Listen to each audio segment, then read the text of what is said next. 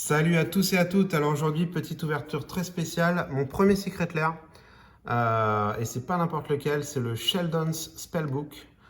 Donc le livre de sorts de Sheldon. Donc Sheldon, c'est un parrain, c'était le parrain du format Commander aux US, qui malheureusement est décédé du cancer l'année dernière.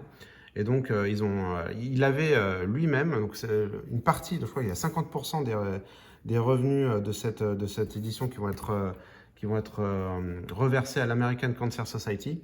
Et donc Sheldon, il a beaucoup poussé le format Commander aux États-Unis. Il a eu un impact hyper positif sur ce format. Il a participé à l'élaboration de ces cartes.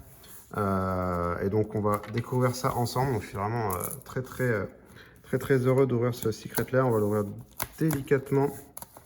Tac, tac, tac.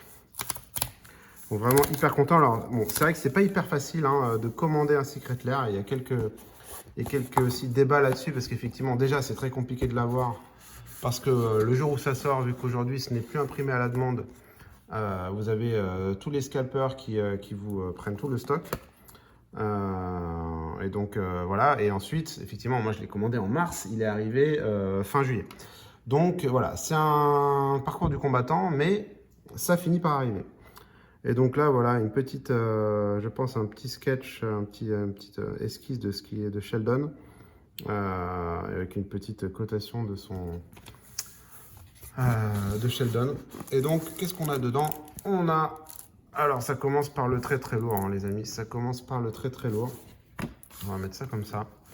Alors moi, pourquoi j'ai été intéressé par ce Secret Lair? Bah, c'est évidemment, moi je joue principalement maintenant que Commander.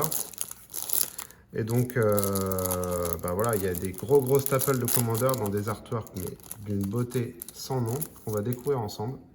On va pas d'abord tout de suite prendre la Teferi, on va voir étape par étape dans ce qu'ils ont mis dans ce Secret Lair. Donc en US, il n'y a pas de version française, bien sûr.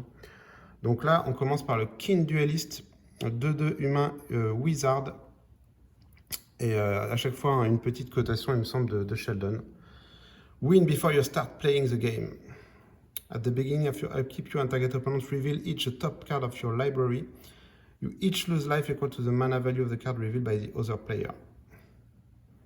Et après, you each put the card you reveal into your hand.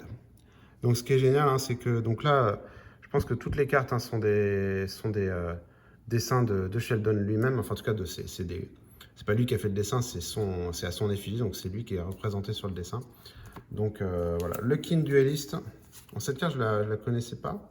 Donc ça a l'air intéressant à jouer, on regardera ça. Donc on la met dans la petite pochette. En rainbow foil, c'est juste de toute beauté.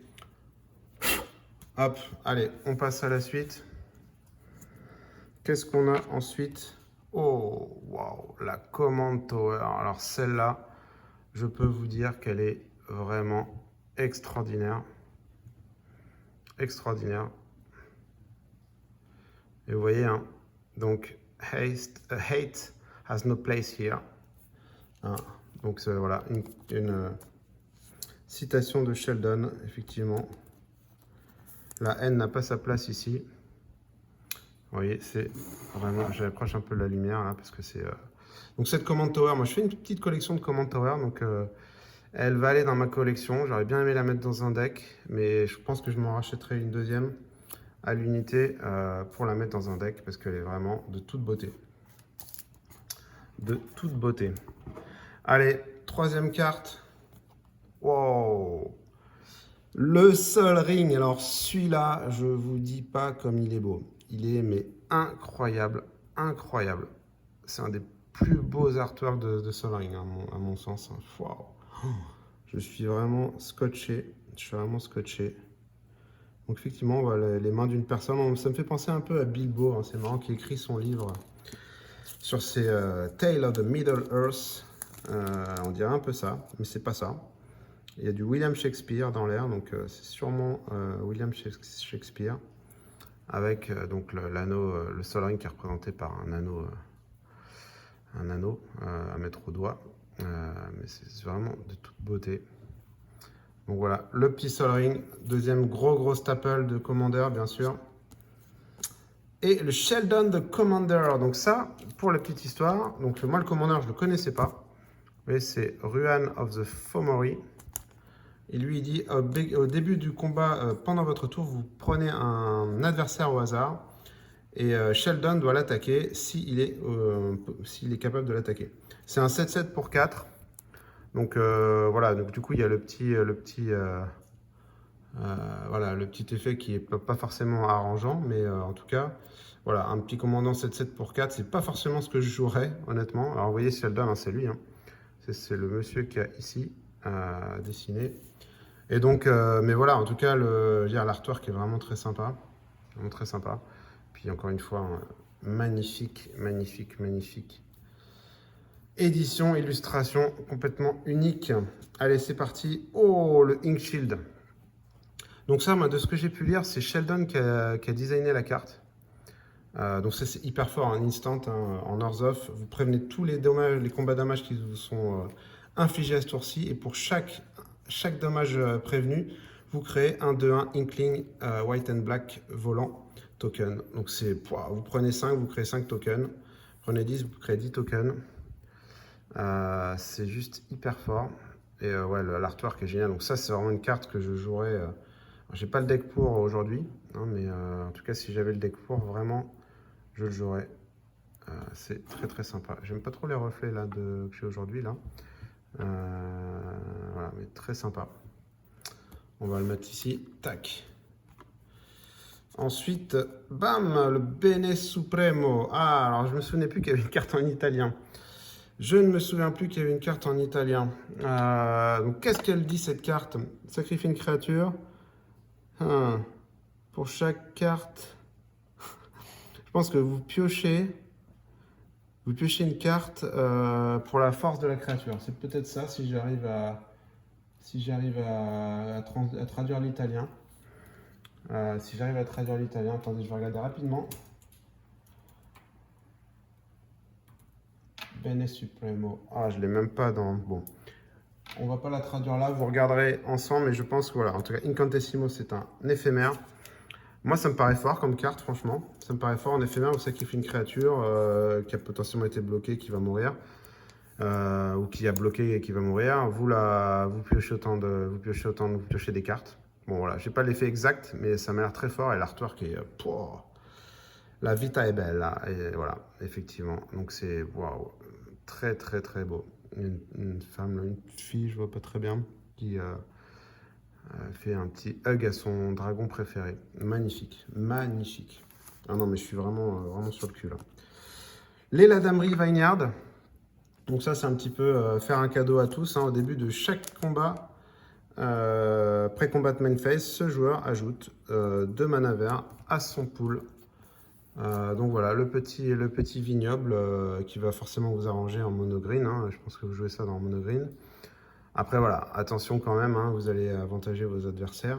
Mais, et regardez, good company is sweeter than any summer wine. Ah, une bonne compagnie est voilà, plus douce que n'importe quel vin d'été. Ok. Donc voilà, magnifique, les Ladamri Vineyard. Et on va arriver, les amis, à la dernière qu'on a dévoilée au départ, mais pour moi qui est une des meilleures cartes de protection blanche du format. La Teferi's Protection. Oh là là là là. Pour moi, c'est...